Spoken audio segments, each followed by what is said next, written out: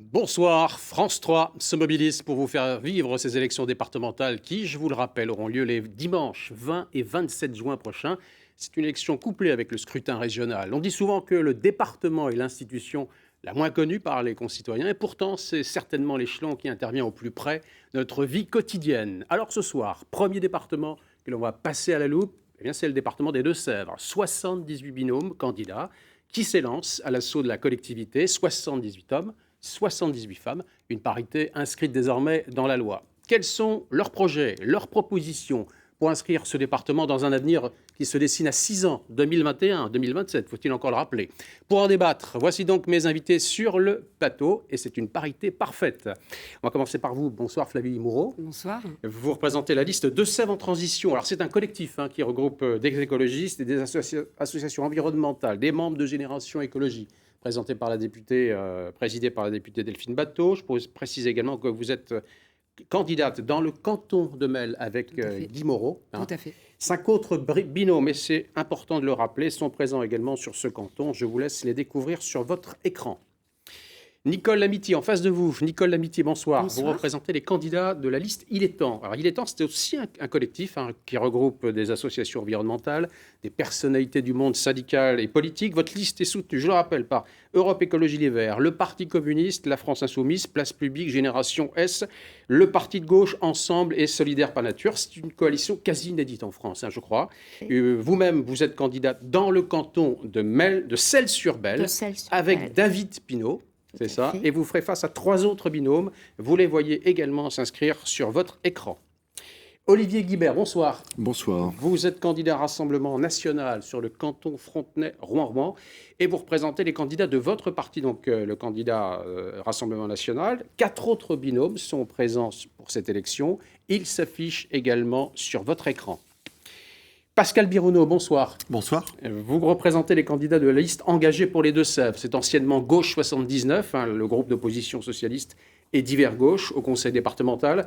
Vous êtes candidat dans le canton du Val-de-Thouet, c'est le 17e dans l'ordre alphabétique. Vous faites un ticket avec Valérie Guidal.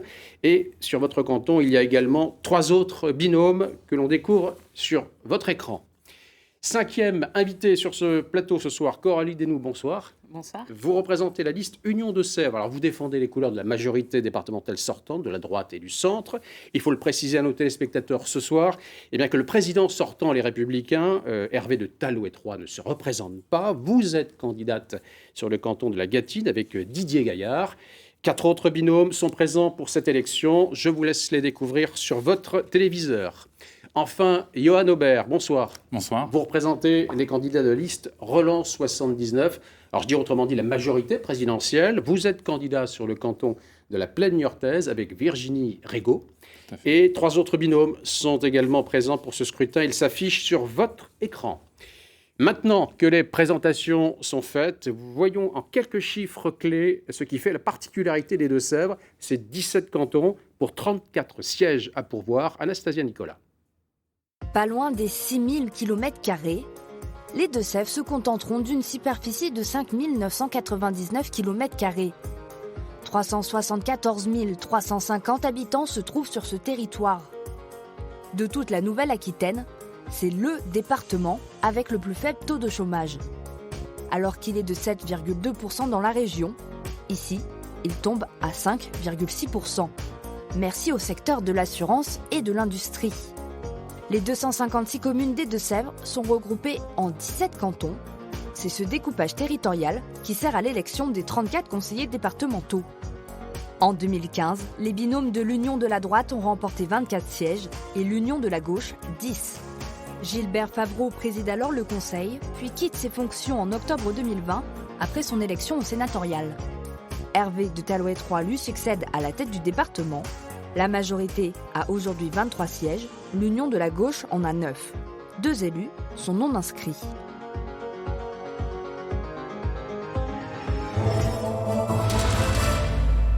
Coralie Desnoux, c'est vous qui ouvrez la parole et le bal pour ce soir. Vous représentez la majorité sortante. Vous avez donc un bilan à défendre et un projet à faire valoir. Est-ce que le budget de fonctionnement va commencer un peu par du lourd, de 396 millions d'euros, c'était voté en mars dernier, et de nature à bien préparer le département des Deux-Sèvres? On l'a vu, contexte sanitaire oblige. Alors, en effet, on a un résultat sur notre mandat financier qui est en effet excellent pour projeter des projets, des initiatives. Et c'est vrai que gouverner, c'est prévoir. On l'a vu pendant la crise et on a pu mettre en place des soutiens très rapides pendant la crise. Et ça, grâce à la bonne gestion financière que nous avons eue. C'est un budget de crise ? Ça a été en 3 étapes. La première étape a été un plan de soutien avec la distribution de matériel aux EHPAD, aux services à domicile, mais également de tablettes, par exemple, dans les EHPAD, l'installation de SAS. On a pris en charge absolument toutes les dépenses des établissements médico-sociaux. Ça, c'était important. Je rappelle qu'on a distribué des masques aux habitants, aux collégiens dès qu'ils sont revenus. Et puis après, il y a eu en effet le plan de relance, donc l'acte 2, avec les 1000 chantiers, l'aide à la vente directe aux agriculteurs. On abordera justement, effectivement, sans en faire effectivement le panégyrique de votre bilan. Mais Nicole Amiti, est-ce que vous voulez répondre puisque c'est l'heure des bilans, là aussi, comment vous voyez le programme ? Est-ce qu'il prend en compte, selon vous, l'urgence sanitaire et climatique, ce budget de 396 millions, budget de fonctionnement d'euros ? Oui. Je pense qu'il ne prend pas tout à fait en compte la crise sanitaire.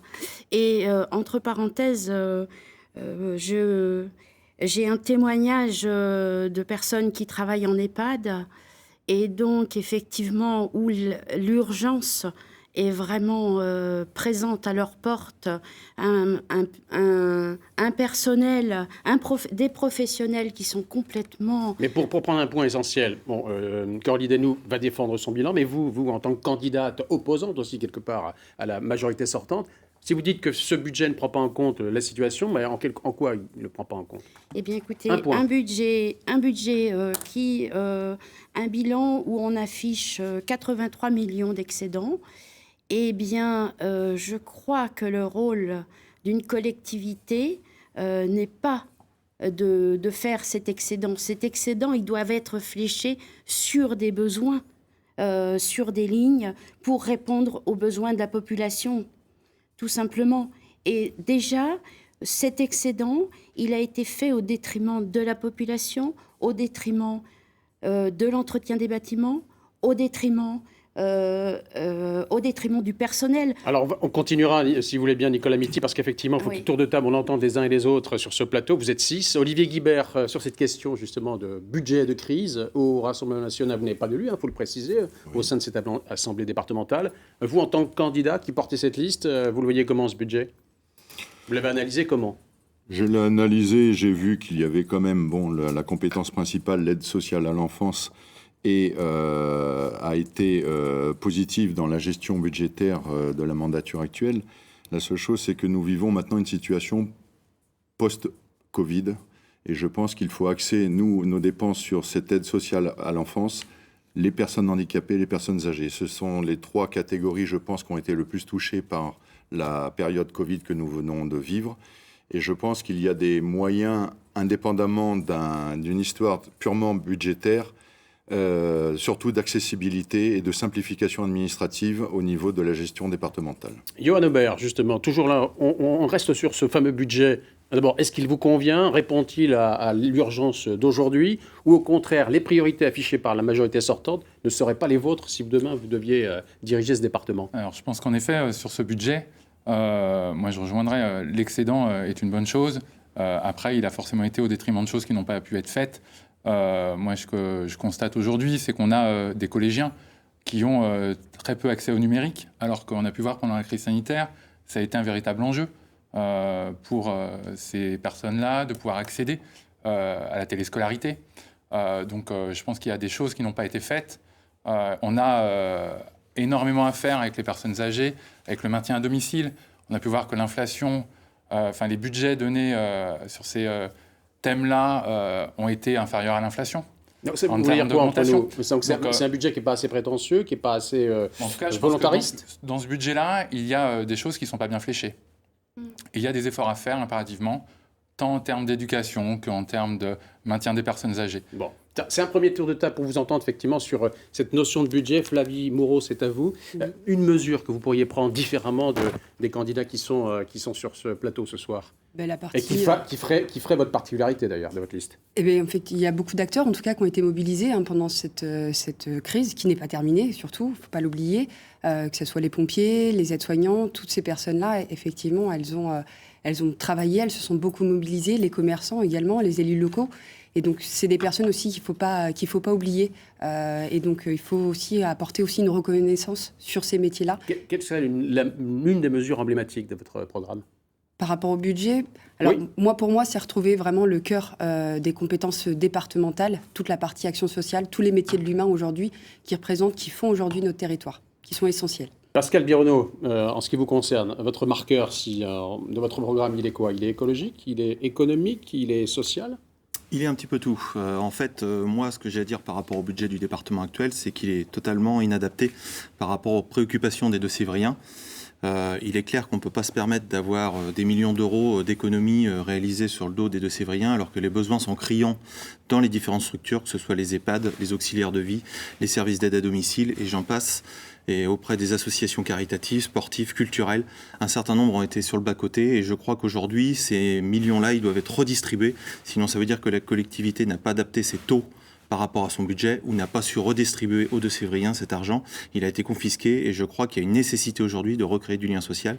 Il faut recréer un budget social, écologique et environnemental. On a entendu Coralie Desnoux, justement, les uns et les autres parler de cette fameuse cagnotte maintenant. On va dire cagnotte, 87 millions ou 83, ça dépend comment on calcule, mais c'est 87 ou 83. À quoi vont-ils servir précisément ? Alors, je tiens quand même à préciser que la crise, 26 millions, on a pu mettre 26 millions sur la table sans que les Deux-Sévriens payent 1 euro supplémentaire. C'est-à-dire pas d'augmentation d'impôts. Exactement. Si nous n'avions pas géré convenablement les finances... Contrairement à d'autres collectivités d'ailleurs. Exactement. Donc, c'est aussi ça, répondre aux attentes des Deux-Sévriens, c'est de savoir anticiper. Alors, j'ai une question différemment. Vous vous attendiez à cette cagnotte de 87 millions de surplus ou pas ? Ou c'est une belle surprise ? Il y a eu des événements qui ont en effet l'ont fait grossir, notamment les droits de mutation avec un immobilier très très dynamique. Ça c'était quelque chose qu'on ne pouvait pas maîtriser. J'aimerais quand même revenir sur le sujet des tablettes et des collèges. En effet, les collèges, distribution de tablettes dans tous les collèges, publics, privés, MFR, parce que c'est important, c'est tous les collégiens des Deux-Sévriens. On a adapté tous les réseaux et en plus, les collèges sont sites prioritaires pour la fibre. Donc, je pense qu'en termes d'éducation, on n'a pas de souci là-dessus. Et cette cagnotte nous permet d'investir pour demain dans des grands travaux. Pour prolonger toujours sur cette question de cet investissement, de cet argent qui existe, qui doit être utilisé, selon vous, Nicole Lamity, il faut le flécher où, cet argent ? Alors, avant... Parce qu'il est dégagé sur l'actuelle mandature, 2020-2026. Je pense que, pour moi, il faut le dégager sur les postes qui ont été supprimés en début de mandat. Monsieur Favreau a supprimé 300 postes au département. Et donc, c'est le début de la casse du service public. Et il faut le flécher pour avoir... Nous avons des agents dans le social, sur le terrain, qui sont submergés.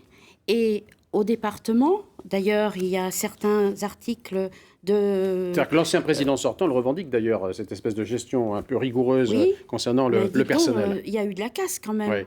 Mais on partait d'un précédent. Non, il y a eu de la casse. Et on ne peut pas gérer aussi brutalement une collectivité. Flavie Moreau, sur cette question-là, justement, vous le fléchez où, cet excédent ? Cet argent-là ? Parce qu'effectivement, une fois que vous l'avez, il faut l'utiliser. Oui. Vous l'utilisez pendant 6 ans, par exemple. Et la priorité des priorités pour vous, pour la liste que vous défendez, elle irait où ? Alors, je vais reprendre aussi certains thèmes, en tout cas, que d'autres ont pu citer. Effectivement, sur tout l'aspect culturel, sportif, c'est essentiel. Aujourd'hui, on a été privés pendant cette pandémie de relations humaines.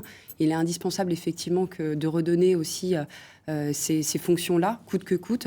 Et puis, la partie également, comme je vous l'ai dit, action sociale. Surtout, c'est le personnel soignant, les pompiers, je reviens aussi beaucoup dessus, parce qu'ils ont été beaucoup mobilisés. La mobilisation également des pompiers volontaires aussi. Et donc là aussi, c'est des acteurs incontournables de nos départements et qu'il ne faut pas léser. Alors vous l'ignorez certainement pas ici même sur ce plateau, mais les départements ont des budgets contraints, des obligations imposées par l'État, et notamment le RSA, le revenu de solidarité active. Il y a l'APA, l'allocation pour les personnes âgées, il y a le handicap, il y a l'enfance, la famille. Donc ce sont effectivement des contraintes, si je puis dire. Bien sûr, pas les contraintes vis-à-vis de celles qui touchent effectivement cette solidarité, mais c'est une masse salariale importante. Comment ferez-vous différemment si vous êtes dans la future majorité, Monsieur Guibert? Puisque ce sont quand même des piliers indispensables, incontournables pour un département. On ne peut pas faire sans.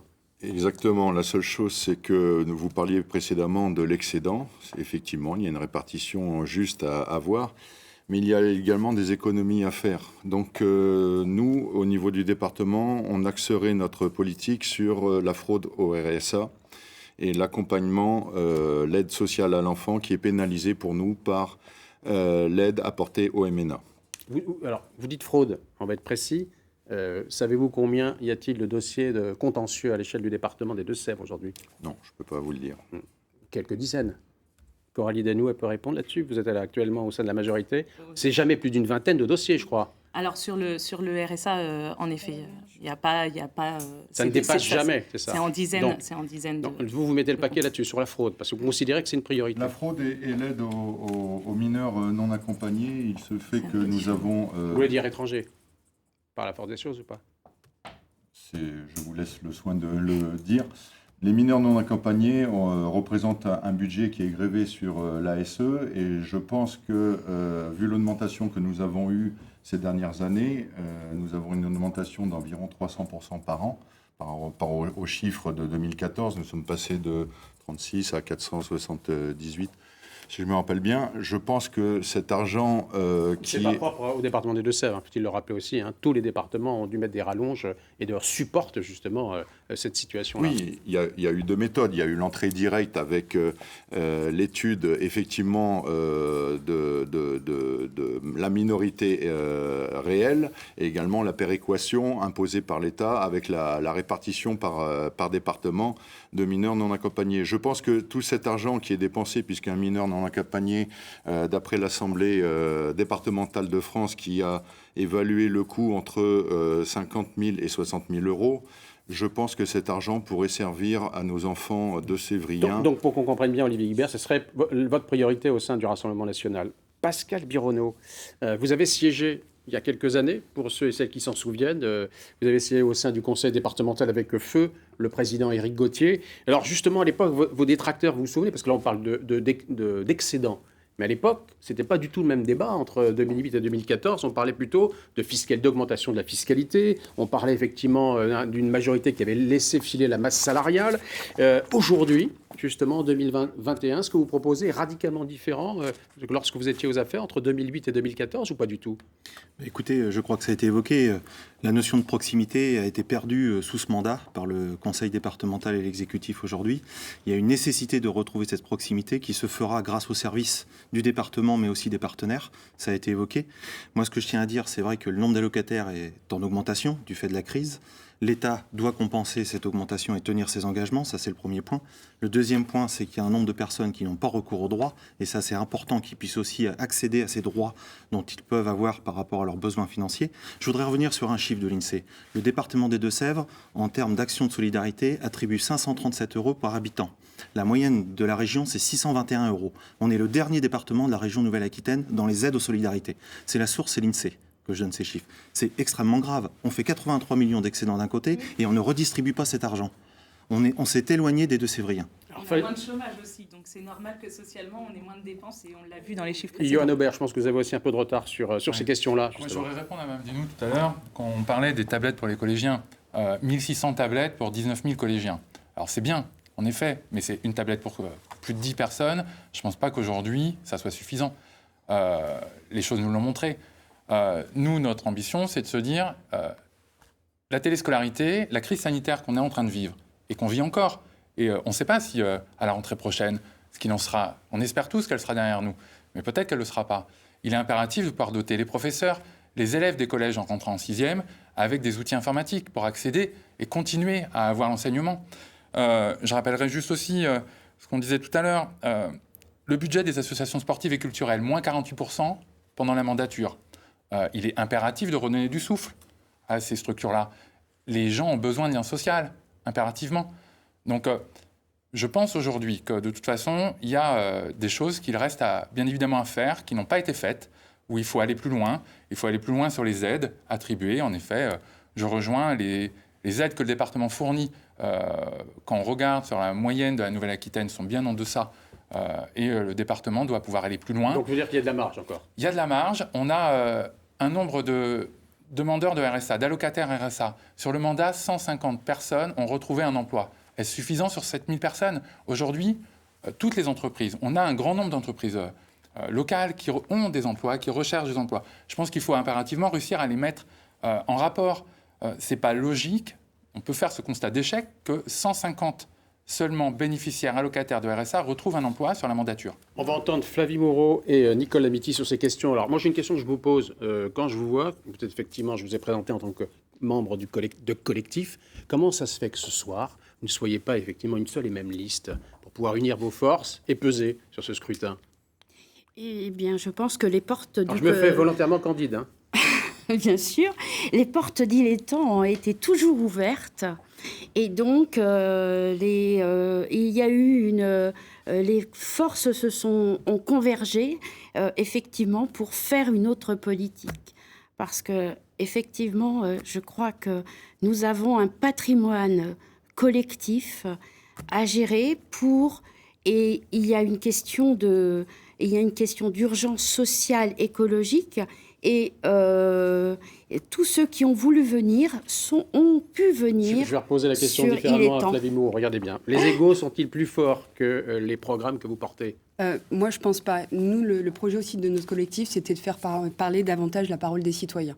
Aujourd'hui, tout à l'heure, quand vous avez présenté le programme d'Ilétang, vous avez quand même nommé un certain nombre déjà de partis politiques aussi. Officiels, qui ont pignon sur rue, voilà. tout à fait. Aujourd'hui, je vous ai présenté comme un collectif. Hein. Comme un collectif, tout à fait. Et donc, dans ce que nous, on voulait faire aussi, c'était porter davantage la parole du citoyen aussi. Puisque pour nous, c'est comme ça qu'on pourra construire aussi des projets sur le département. Donc voilà, il y a une alliance qui peut se faire ou pas. En tout cas, on est une démocratie aussi aujourd'hui. Après, voilà. Alors, Coralie Desnoux, toujours pour revenir à votre bilan. Nicole Lamity l'a souligné au début de ce débat. Vous assumez, en tous les cas, majorité sortante, le fait d'avoir baissé cette masse salariale, peut-être aussi pour en arriver à cette situation budgétaire particulière. Parce qu'en 2014, j'avais noté, Pascal Bironneau était à l'époque dans l'ancienne majorité. Il y avait 1950 agents en 2014. Vous êtes passé à 1880 agents titulaires. Et le président Favreau l'assume. Est-ce que vous aussi, vous l'assumez? Déjà, on voit en effet qu'on est loin des 300 agents qu'on nous annonce. Il y a eu une restructuration. On comprend que ça a été difficile dans les services et on remercie tous les agents qui ont été mobilisés pour cette restructuration. Par contre, on a privilégié, en effet, les postes de terrain et notamment au service de l'enfance, qui est un sujet sur ce plateau ce soir, eh bien, ça a été la création de 41 postes. Alors oui, on en a enlevé à certains endroits parce que c'était peut-être moins nécessaire pour les Deux-Sévriens et on a préféré les mettre sur le terrain pour l'action sociale. Je voudrais quand même répondre à M. Aubert qui, excusez-moi, mais vous faites une erreur dans vos chiffres.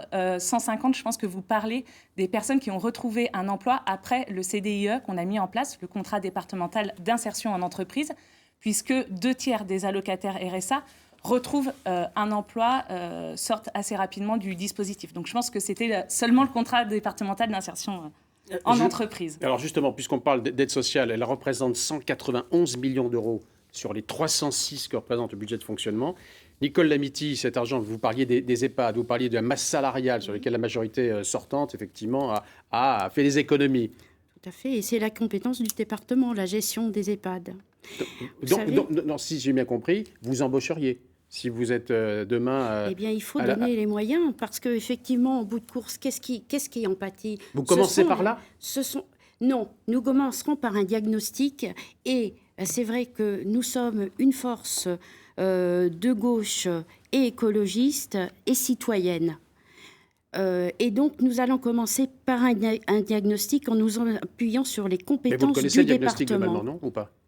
Puisque vous êtes en désaccord total sur les fléchages, sur les priorités. On connaît un petit peu, mais oui. Je crois qu'il y a certaines zones qui demandent à éclaircir, à être éclaircies. Et je crois qu'à un moment donné, il faut s'appuyer aussi sur les compétences des agents du département pour agir et savoir où cibler. Parce qu'effectivement, nous sommes là pour apporter un projet, pour apporter des idées, et les agents sont chargés de l'opérationnaliser. Nous sommes un tandem dans ce coup-là. Pascal Bironneau, est-ce que vous diriez que la majorité sortante a passé ces 6 ans à gérer le passif ou pas? Je dirais même détricoter le passif, c'est-à-dire qu'un certain nombre d'actions ont été enclenchées et un certain nombre ont été stoppées, arrêtées, sans fondement réel, mais simplement parce que ce n'était pas eux qui avaient décidé. Moi, je voudrais simplement dire que de toute façon, il y a une nécessité de réévaluer la politique du département pour la rendre aussi beaucoup plus écologique et aller vers ces thèmes-là. Je pense notamment à des départements qui ont conventionné avec la région Nouvelle-Aquitaine sur le programme Néoterra. Des départements l'ont fait en région Nouvelle-Aquitaine sur des programmes de territoire zéro émission de gaz à effet de serre, des circuits courts alimentaires, etc. Je crois qu'il y a des nécessités. On ne peut pas rester seul dans notre coin. Il faut qu'on trouve des partenariats, qu'on travaille avec d'autres collectivités et qu'on avance là-dessus pour aller dans le même sens. Les partenariats, alors, sur le thème du tourisme par exemple avec le département de la Vienne, pour vous c'est un gadget ou pas du tout? Oui, d'ailleurs la marque Poitou, on ne la voit plus, elle a disparu. Je pense que c'est l'échec complet d'une idée tout d'un coup qui est sortie, qu'il fallait se positionner face à la région Nouvelle-Aquitaine en faisant émerger cette marque Poitou, mais qui n'a aujourd'hui plus de valeur puisqu'on la voit dans aucun document de communication. Flavie Moreau, justement, sur ces questions, on parlait d'aide sociale, on parlait de RSA. Vous savez que le nombre de RSA, justement, d'allocataires est en augmentation. Tout à fait. En 2020, plus de 6 700, ils étaient 5 800 en 2017. En ce qui vous concerne, c'est la priorité des priorités. Et comment, justement, gère-t-on cette problématique-là des nombres d'allocataires dû à la crise, bien sûr? Tout à fait. Donc, effectivement, le nombre d'allocataires augmente. Ça, c'est une évidence. Là, il faut se poser la question à savoir comment on peut travailler déjà en amont. On sait qu'un certain nombre d'allocataires déjà du RSA sont passés par les services de l'aide sociale à l'enfance. Donc, pour vous, juste une petite digression, vous ne passez pas par la fraude. Pour vous, ce n'est pas la priorité? Non, absolument pas. Absolument pas. Non, moi, là où je voulais en venir, effectivement, c'est de montrer qu'effectivement, l'accompagnement au niveau de l'aide sociale à l'enfance, il s'arrête à partir de 18 ans. C'est-à-dire qu'à 18 ans, on serait censé arriver sur le marché du travail, être en capacité, effectivement, de pouvoir s'émanciper. Nous, on serait favorable, en tout cas, à recruter, en tout cas, des éducateurs spécialisés, nous proposer un nouveau service pour un accompagnement au-delà de 18 ans. Olivier Guibert, sur ces questions-là, vous embaucheriez spécifiquement, on va dire, des agents pour gérer la problématique de la fraude ou pas du tout, si vous deviez effectivement gérer ce département? Pas que pour la fraude, comme je vous ai dit précédemment, aussi pour la simplification administrative, que ce soit par exemple pour les personnes âgées qui, lors de demandes bien spécifiques pour le bien vieillir, attendent des semaines ou des mois avant d'avoir une réponse à l'aboutissement de leur dossier, que ce soit pour les personnes handicapées, pour une amélioration de leur habitat. Je pense qu'il est important de créer un pôle ou de recruter des agents spécialisés dans ce soutien et cette aide au cas par cas, de façon à ce que ces gens-là qui sont dans le besoin ou la nécessité ne puissent pas subir la lenteur administrative du département. Toujours sur cette question-là, vous commenceriez par un audit comme Nicole Lamiti l'a fait là aussi? Même pas forcément pour les mêmes résultats ou les mêmes constats, mais vous feriez un audit aussi? Des finances, oui, à l'origine sur le budget départemental de la majorité en cours, pour avoir une juste répartition, pour voir où le bas blesse, pour voir s'il y a besoin d'augmenter dans telle ou telle compétence. Il y a une gestion départementale classique et il y a une gestion départementale post-Covid. Alors, il y a des problèmes à l'heure actuelle, par exemple, de l'emploi. Oui. On continue, mais rapidement, parce qu'il faut que je fasse le tour de table également. D'accord. De l'emploi, il y a un réseau routier qui n'est pas juste dans les Deux-Sèvres, que ce soit la partie sud, le tiers sud et les deux tiers nord. Je pense que pour l'accessibilité, le télétravail ne remplace pas tout. Pour l'accessibilité à l'emploi, pour développer notre économie, pour pouvoir sortir les gens de cette période post-Covid, je pense qu'il y a justement, à l'issue de cet audit, des décisions à prendre pour privilégier tel ou tel poste. Johan Aubert, c'est à vous en ce qui concerne justement cette problématique du RSA qui pèse pour 22 millions d'euros dans le budget du département. Alors moi j'ai une question simple. Je vous ai présenté comme le référent de la liste Relance 79, majorité présidentielle. Seriez-vous favorable à ce que l'État reprenne la charge complète du RSA? Alors non, je pense que de toute façon, il faut pouvoir avoir un échelon de proximité. Le RSA aujourd'hui, tous les dossiers sont étudiés par les caisses d'allocation familiale et les MSA. Mais pour être clair, c'est oui ou c'est non? Non, moi je souhaite que le RSA puisse être à l'échelon local. Et pas de reprise en main par l'État. C'est quand même demandé aussi par des exécutifs départementaux. Vous avez entendu effectivement cette petite musique. Moi, ce qui m'intéresse, c'est de se dire, aujourd'hui, on a un volume d'allocataires qui ne cesse que d'augmenter. Pourquoi? Alors, il y a la crise, mais il n'y avait pas que la crise. On peut voir que c'est récurrent tous les ans. On a un problème d'accès à la formation. Une grande partie de ces allocataires sont en effet issus de l'aide sociale à l'enfance. Il y a donc à un moment un loupé indéniable, un constat qu'on doit faire, que cette population-là doit pouvoir mieux accéder à de la formation, à de l'apprentissage, à de l'alternance, à tout ça. Aujourd'hui, le département doit être exemplaire dans ces domaines-là. Aujourd'hui, il y a en volume que très peu d'alternants, d'apprentis, même au sein des effectifs du conseil départemental. Alors qu'à notre sens, il est essentiel qu'ils puissent montrer le chemin à ce niveau-là.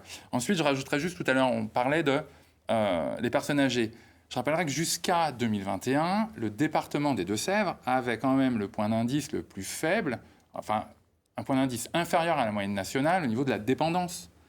Donc on a certes là repassé au-dessus, mais on a un retard qui est important, donc sur lequel on doit absolument continuer à faire des efforts. On va aborder cette question des EHPAD et des personnes âgées. Torli Denou, la question elle est pour vous en quelque sorte. Lors de la précédente crise de 2008, eh bien, les dépenses sociales avaient progressé de 25% en 4 ans en France.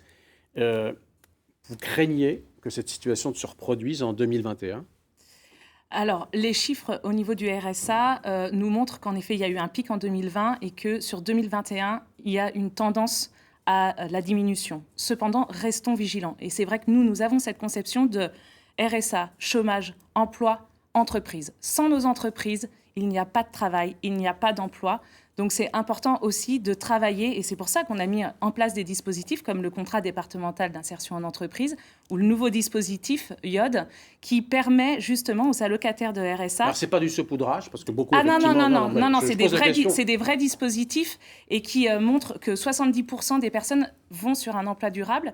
Et donc le dispositif IOD, c'est un dispositif qui permet aux recruteurs de ne pas juger sur un CV, mais bien sur les compétences des personnes. Donc on travaille, mais avec les entreprises de Sévrier. Je voudrais qu'on avance dans cette émission. On abordait justement les personnes âgées et les EHPAD, puisqu'elles ont été durement touchées durant cette crise. Cette crise a montré à la fois les points forts de notre système de santé, mais aussi notre point faible, et notamment en direction des EHPAD et des soins à domicile. Le département des Deux-Sèvres consacre près de 40 millions d'euros pour l'allocation personnalisée d'autonomie. Question pour vous, Flavie Moreau. Si j'ai bien lu votre programme, vous proposez de développer des maisons de santé pour lutter contre les déserts médicaux. Alors, est-ce que c'est compatible avec les priorités ? On parlait de personnes âgées et des EHPAD. Là, vous, effectivement, vous misez sur le développement des déserts médicaux. Alors, face à une population vieillissante, est-ce qu'on n'est pas en train de se tromper d'urgence ? Il n'y a pas que ça, effectivement. Effectivement, ça fait partie en fait, d'une des choses en fait, qu'on souhaite développer. Aussi, pour parler des EHPAD, effectivement, il y a une prise en charge. En fait, la prise en charge aujourd'hui de la vieillesse, elle doit changer. Clairement, effectivement, une personne dans un EHPAD, elle reste à peu près 3 ans et demi. Ça coûte 1 800 € net par mois pour un mois. Moi, je travaille dans un service de proximité. Des demandes de retraite, j'en fais très régulièrement. On est très, très, très, très loin des 1 800 € aujourd'hui de retraite. Donc aujourd'hui, c'est plutôt proposer des solutions d'hébergement intergénérationnel qui permettraient effectivement une autonomie et puis entre générations pour pouvoir mieux vivre aussi. Sur ces questions-là, Nicole Lamity, justement, alors, est-ce que votre liste privilégie, miser les moyens sur les EHPAD ou, par exemple, sur le maintien à domicile ? Parce qu'on est dans des départements où les personnes âgées ne souhaitent pas forcément partir. Les deux. Par contre, par rapport aux revenus moyens des retraites, moi, il y a quelque chose que nous avons observé qui fait très peur, c'est que bientôt, l'accès aux EHPAD publics ne seront pas possibles à tout le monde. Parce que, effectivement, il semblerait qu'il y ait des quotas dans les réunions d'examen des candidatures. Eh bien, il semblerait qu'on dit, le département nous a dit que vous avez 11 places, avec une aide sociale. Ça veut dire concrètement, vous avez deux candidatures avec quelqu'un qui a un salaire une retraite de 2 000 € et l'autre où le département doit aider, eh bien, on va choisir celui qui a la retraite la plus élevée. C'est très grave ce qui se passe dans notre département. Opacité. Pascal Bianeau, c'est ces questions-là, justement. Est-ce que c'est transparent, justement ? C'est-à-dire ? Les candidats pour, effectivement, rejoindre les EHPAD. C'est extrêmement compliqué aujourd'hui. On ne sait pas comment ça fonctionne. D'un département à l'autre, il n'y a pas du tout les mêmes règles, d'ailleurs. Écoutez, le département a un taux directeur qui permet aussi de subvenir aux besoins des EHPAD. Ce taux directeur, il a été fortement diminué, c'est-à-dire que chaque année, l'augmentation possible pour les EHPAD en termes de finances a été très réduite. Et par contre, c'est vrai qu'il faut travailler sur d'autres dispositifs, des alternatives au tout EHPAD, c'est-à-dire de retarder la venue en EHPAD par des hébergements alternatifs, des habitats regroupés, un soutien financier aux services d'aide à domicile. Moi, je pense que en fait, la santé fait aussi partie de ce cadre-là. Même si le département, c'est pas une compétence première, il doit s'en préoccuper, puisque plus vous êtes loin d'un établissement de santé, moins vous avez de chances de survie lorsque vous avez un événement dramatique qui peut arriver, cardiovasculaire ou autre. Donc c'est important d'avoir des unités de soins à proximité. Donc on se doit d'avoir cet aménagement du territoire, même si ce n'est pas une compétence première. On va continuer cette émission avec une autre partie qui concerne l'alimentation et les circuits courts. C'est important, ça apparaît énormément dans vos programmes. Coralie Danou, pourquoi votre majorité, alors je vous pose une question de manière un petit peu provocatrice, a attendu 2021 pour lancer véritablement le plan alimentaire territorial, alors que le dispositif existe depuis 2014, je crois, c'est ça. Ça veut dire que le dispositif sera pleinement opérationnel. À quel horizon s'il est lancé aujourd'hui, alors qu'il pouvait être lancé bien plus tôt? Alors, il pouvait, certes, mais le plus important, c'est aussi de montrer qu'on a été en action avant de faire ce plan-là. Aujourd'hui, dans nos collèges, par exemple, nous sommes à 50% d'approvisionnement local, mais dont il n'est pas un peu tard, 10% de bio. Vous le lancez en 2020. Non, mais c'est pas trop tard quand on fait 50% d'approvisionnement local dans nos collèges. On est dans les chiffres, on est à 10% de bio local, parce qu'on conçoit le bio local. Donc on a été en action, on a été auprès des agriculteurs. Je rappelle que sur justement le plan de relance, on a attribué une aide financière aux agriculteurs qui voulaient se développer dans la vente directe. On est auprès de nos agriculteurs, on conçoit et aujourd'hui on est prêt pour ce plan alimentaire territorial qui sera mis en place sur une année avec tous nos partenaires parce que c'est très important. En 2022, réellement? Alors, il sera établi en 2022. Et pour ça, c'est de la concertation et de la consultation auprès de nos partenaires. Flavie Moreau, sur cette question-là, vous cautionnez plan, méthode et objectif ou pas du tout? Pas du tout. Ils sont très, très, très en retard. Enfin, clairement, effectivement, la loi, vous l'avez dit, elle date de 2014, on est en 2021. Aujourd'hui, pour garantir la loi Egalim, effectivement, il faut 50% de produits locaux, dont 20% de produits biologiques. Quand on peut les fournir, parce qu'effectivement... Quand on peut les fournir, effectivement. Et on passe par des appels d'offres qui sont à l'échelle européenne aussi, il faut le dire. Donc, il y a quand même quelques années en retard, puisqu'aujourd'hui, on sait clairement qu'il manque 300 hectares de terres irriguées pour pouvoir subvenir déjà pour atteindre les 20% de produits bio. Si madame veut l'atteindre au 1er janvier 2022, je ne sais pas, à moins qu'elle ait une baguette magique. En tout cas, pour nous, ça ne sera pas possible, clairement. Donc, en tout cas, les filières, elles auraient dû être développées bien en amont. On oublie le département des Deux-Sèvres et avait une culture maraîchère il y a 50 ans. On l'a oublié. Et donc, effectivement, il y a aussi un travail à refaire aussi là-dessus. Et pour moi, en tout cas, ce que fait aujourd'hui la majorité actuelle, elle est très, très en retard. Pascal Bironneau, certaines collectivités ont l'idée de créer des régies agricoles. Est-ce que vous avez vu passer ça? Non, je n'ai pas vu. Agricoles, justement, pour pouvoir subvenir ou répondre à la problématique alimentaire. Est-ce que vous y êtes favorable ou pas du tout, ou vous découvrez? Non, j'y suis pas opposé, tout simplement parce qu'à un moment donné, lorsqu'il y a une carence sur un territoire pour réussir à subvenir aux besoins de la collectivité d'une manière générale, et notamment ses habitants, que ce soit en restauration hors domicile ou même en marché de proximité, le département ou la collectivité doit se saisir de ces questions-là et aller vers l'avant. Je vous pose cette question-là parce que qui dit régie agricole dit, entre guillemets, fonctionnalisation, entre guillemets, du domaine des agriculteurs. Comme pour la santé, d'ailleurs. Je ne vous ai pas posé la question, mais quand vous évoquiez, Flavie Moreau, les déserts médicaux, vous seriez favorable à ce que ce soit des salariés médecins ou pas du tout? Alors, nous, et on fera juste une petite digression pour revenir ensuite sur l'alimentaire. Nous, aujourd'hui, effectivement, de toute façon, cruellement, on manque clairement de médecins. Donc, c'est aussi apporter l'attractivité aussi pour les médecins qui viennent aussi s'installer et penser aussi à leur famille. Aussi, quand un médecin vient s'installer, il y a souvent sa famille, un conjoint, et aussi l'accompagner aussi pour l'installation, pour trouver un emploi aussi. Sur ces régies agricoles, je reviens à la question alimentaire. Johan Aubert, quel projet porteriez-vous sur ces domaines? Moi, je voudrais répondre à Mme Denou, parce que 50% de local et 10% de bio, aujourd'hui, ce n'est pas les chiffres que vous diffusez et qu'on a. Donc, j'en suis très étonné. Ensuite, les chiffres que vous avez? Ils sont plutôt plus près de 30 et 5 que de 50 et de 10. Donc, voilà. Mais par contre, en même temps, moi, je voudrais revenir sur... Par exemple, sur Resalis. Parce qu'on peut dire tout et son contraire. Ce qui serait intéressant, c'est de connaître vos sources. Les miennes sont assurées. Les miennes aussi, puisqu'elles sont issues des rares publications que le département peut faire, puisqu'il y a une opacité complète. Mais par contre, je vais revenir, par exemple, sur le réseau Resalis, que la mandature actuelle a complètement mis de côté, alors que c'était un réseau qui avait été mis en place lors de la précédente mandature. Précédente mandature, entre 2008 et 2014. Oui. Qui permettait, en fin de compte, aux agriculteurs de pouvoir se regrouper et de montrer les biens qu'il pouvait y avoir. Ensuite, quand Mme Denou dit qu'on a aidé les agriculteurs sur la partie, on va dire, circuit court, nous, on considère aujourd'hui dans Relance 79 que financer, par exemple, une partie de caisse enregistreuse, c'est pas la solution.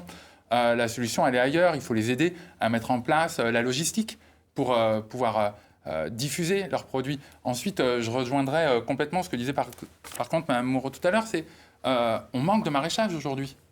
C'est indéniable. Les formations maraîchage ont été, les MFR, il y a encore une formation qui a été supprimée.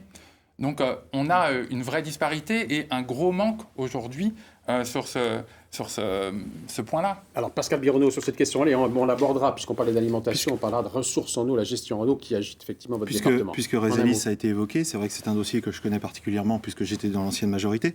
Et du coup, en effet, j'ai réussi à sauver la formation maraîchage et arboriculture qui se fait à la maison familiale rurale de Saint-Loup-la-Mairie et au moins qui permet l'installation dont vous êtes le maire, de maraîchers, exactement, qui permet l'installation de maraîchers et de réussir à augmenter la capacité productive du territoire. On est en déficit de légumes et de produits frais sur le territoire. Et en plus, il faut qu'on crée des unités de transformation comme des légumeries, des conserveries, pour qu'on puisse répondre aux besoins des différentes unités de consommation. On va parler toujours, puisqu'on parle d'alimentation, un thème qui est important, c'est la gestion de l'eau qui divise votre département et qui divise les acteurs économiques, politiques, société civile. C'est un euphémisme d'ailleurs de dire ça. Alors pour être clair, le département n'intervient pas directement dans le financement des retenues de substitution.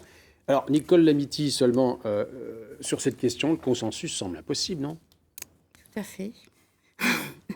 Je suppose que vous voulez parler des bassines. Je dis retenue de substitution, vous prononcez le terme que vous souhaitez. En fonction, effectivement. Alors, donc, consensus impossible. Votre position, la liste que vous représentez. Je pense que l'eau est un bien, doit rester un bien public. Les retenues de substitution sont financées avec de l'argent public. À hauteur de 70%. À hauteur de 70%. Et prélèvent sur nos réserves et elles sont utilisées par 3% des agriculteurs. Vous êtes contre le projet, contre effectivement oui, tout à fait. La manière dont ça fonctionne et contre l'utilisation du système. En clair, vous êtes totalement contre. Tout à fait. Mais, parce qu'autour des retenues de substitution... et quel est le projet alternatif pour qu'on comprenne bien, Patrice ? Eh bien, je pense que c'est une agriculture qui revient, j'ai envie de dire, une agriculture moins productiviste. Tout simplement. Parce que il faut arrêter de cultiver du maïs. Ce maïs qui encombre les ports de la palisse et qui part à l'étranger. Nous devons avoir une agriculture qui nourrisse nos habitants. On va entendre Olivier Guibert, parce qu'on a bien vu effectivement votre position qui est effectivement très claire. Sur ces questions-là, Olivier Guibert, importantes, vous êtes favorable au projet, oui ou non ? Un projet à 9, à 7 ou à 16 bassines dans le département des Deux-Sèvres ? Pour qu'on comprenne bien la position du Rassemblement national sur cette question-là. Au niveau du Rassemblement national, nous soutenons encore plus maintenant les agriculteurs. Je dis plus, on les a toujours soutenus. C'est une corporation qui a énormément souffert avec la période Covid. Donc vous êtes favorable au projet de retenue ? Je suis favorable sous certaines conditions. Au 19 ? Je vais m'en expliquer. Je souhaiterais que ces bassines... 16. Ces bassines, il y ait une régulation au niveau du pompage, au niveau des nappes phréatiques, que ce soit uniquement en période de surplus d'eau. Bien sûr, il est hors des questions d'assécher nos nappes phréatiques, mais également dans l'autre sens, une irrigation raisonnée, c'est-à-dire que nos agriculteurs ne puissent avoir la possibilité d'irriguer à outrance. Mais si on bloque ces réserves de substitution, je pense qu'on ne peut pas, au niveau par exemple des écoles, vous parliez précédemment du bio, etc. Je pense qu'on a besoin d'une agriculture traditionnelle, une agriculture bio. Si on ne veut pas importer de l'étranger d'autres produits, il faut donner la possibilité à nos agriculteurs de produire suffisamment pour alimenter suffisamment nos écoles, ne pas leur faire de l'agribashing en permanence pour que en le téléspectateur interdisant la comprenne bien, viande. vous êtes favorable au projet. Je suis favorable au projet sous certaines conditions. Flavie Moreau, sur ces questions-là, justement, vous rejoignez Nicole Lamity, en tous les cas sa liste ? Pas du tout, vous êtes opposé aux bassines, aux retenues de substitution ou pas ? Les retenues de substitution, oui. Alors, nous, par exemple, sur mon canton, il y a un projet qui s'appelle Home Couture. Aujourd'hui, ce projet, dans l'état où il C'est inversant. Voilà, il ne doit pas être réalisé. Il ne répond pas du tout au protocole d'accord, c'est-à-dire avec la diminution effectivement du pompage de cette eau, la diminution des pesticides, pour une agroécologie également, et une équité envers les agriculteurs.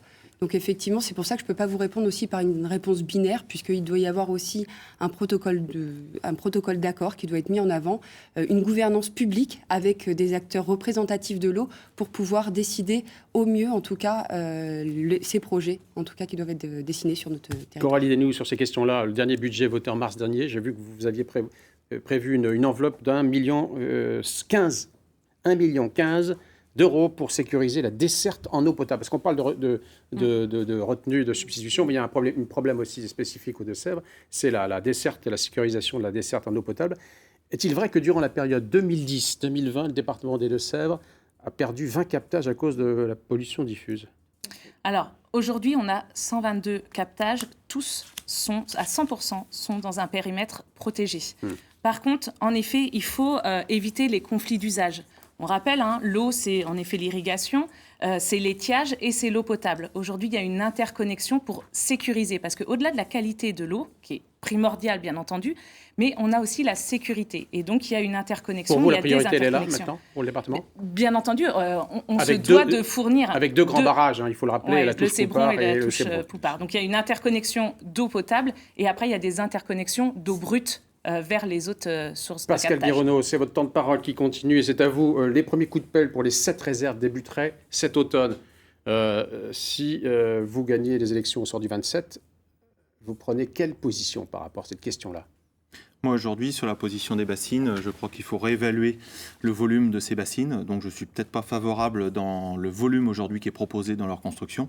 Je crois qu'il y a une nécessité de faire une transition agroécologique des pratiques agricoles. Des efforts ont été faits, mais je crois qu'il y a une nécessité d'avancer aussi sur ces questions-là. L'eau est indispensable. La vraie question, en fait, c'est sur le partage de l'eau et son utilisation, en fait. C'est pas d'opposer une profession par rapport à d'autres utilisateurs ou des professions à l'intérieur même des agriculteurs, etc. Je crois qu'il y a une utilisation. L'eau, elle est nécessaire pour l'élevage, elle est nécessaire pour le maraîchage, elle est nécessaire en agriculture.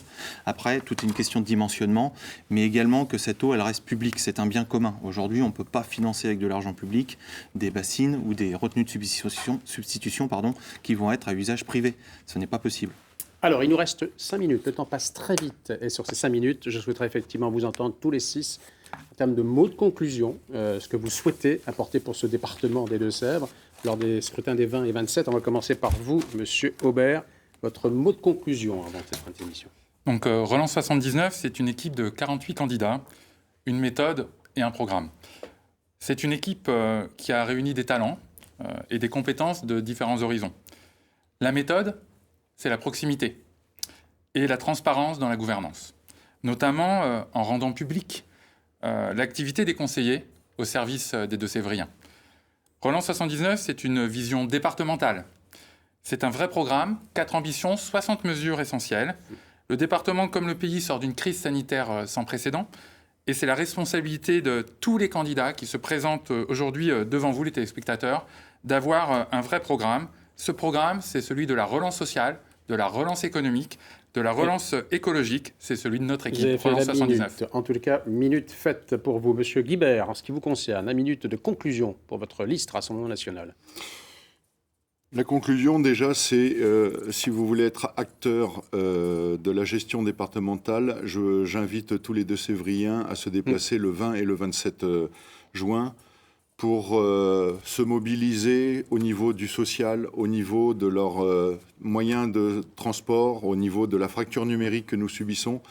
la manière aussi de s'exprimer, on n'en a pas parlé, des éoliennes. Oui. Nous sommes anti-éoliens. Malheureusement, la majorité Malheureusement, présidentielle... le temps file là aussi. Malheureusement, je suis obligé de vous donner la parole, sinon tout le monde ne pourra pas conclure. Nicole Lamity, en quelques 30 secondes. Eh bien, nous serons élus pour représenter les Deux-Sévriennes et les Deux-Sévriens. Il est temps, c'est un collectif qui est présent sur les 17 cantons. Et donc, au-delà de... la démocratie représentative a montré ses limites depuis un certain nombre d'années et nous nous engageons à faire participer les Deux-Sévriennes et Deux-Sévriens à la gestion du département lors de notre mandat grâce au conseil citoyen qui sera mis en place sur les 17 territoires de notre département. Flavie Moreau, c'est à vous. Eh bien, moi, je dirais co-construisons, les projets d'ampleur avec les citoyens et les citoyennes du département. Aujourd'hui, on n'a pas la prétention, en tout cas, d'être meilleur, mais en tout cas de porter des choses nouvelles, d'être différent et d'apporter aussi un renouvellement sur la majorité. Pascal Bironneau, c'est à vous. Moi, ce que je voudrais dire, c'est qu'on a des entreprises qui sont ancrées dans nos territoires, des hommes et des femmes qui sont investis, des acteurs sociaux, culturels et sportifs qui se doivent d'être soutenus. Et ce que je veux dire, c'est que l'équipe engagée pour les Deux-Sèvres a vraiment envie de changer de majorité, de porter un nouveau programme. Aujourd'hui, la majorité actuelle semble faire, mais fait semblant. Nous, on est prêts à assumer un nouveau programme et une nouvelle majorité pour pouvoir développer de nouveaux projets sur le département. Coralie Desnoux, c'est à vous. Eh bien, pour le groupe UDS 100% Deux-Sèvres, la majorité actuelle, pas de grands discours idéologiques ou sectaires, mais des élus de terrain mobilisés pour une action concrète, pragmatique, au plus près des Deux-Sévriens, avec en effet des élus à qui ils pourront continuer de faire confiance. En tous les cas, merci à tous les 6 d'avoir participé à cet échange, à ce débat sur les élections départementales qui, je le rappelle, il faut le rappeler, parce qu'effectivement, les téléspectateurs et téléspectatrices ne savent pas forcément qu'il y a 2 scrutins les dimanches 20 et 27 juin prochains. Merci à tous les 6 d'avoir participé à ce rendez-vous démocratique. Je vous souhaite une bonne fin de campagne, en tous les cas, dans un contexte particulier. Pour la suite, donc, je cède la place à Jérôme Bilin et à ses invités pour un débat spécial élection en Charente, bien sûr, sur France 3 Poitou-Charentes. Nous aurons l'occasion de venir durant ces élections la semaine prochaine en ce qui concerne la Vienne et puis la Charente-Maritime. Et puis, bien sûr, des soirées spéciales sur notre antenne les 20 et 27 pour vous faire vivre ce moment démocratique important. Je vous souhaite une bonne soirée et à très bientôt.